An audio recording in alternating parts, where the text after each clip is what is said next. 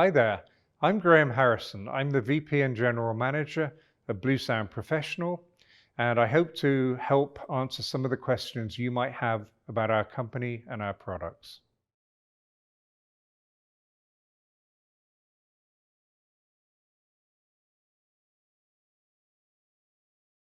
Using your personal device as an audio source as opposed to a control mechanism has many problems.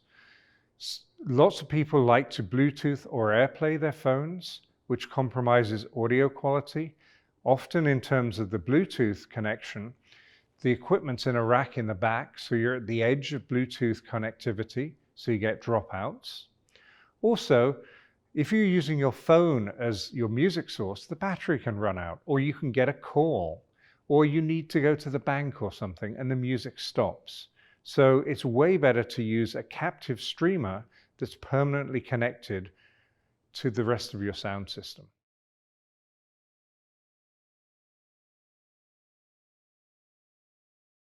So plugging in a phone or a tablet is another alternative to the Bluetooth and AirPlay, and that certainly eliminates the possibility of wireless dropouts.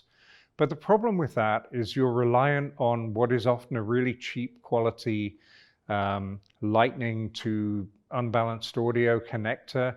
They can be crackly.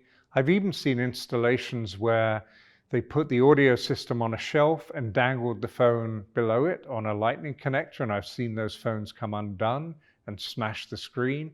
It's just not the right tool for purpose.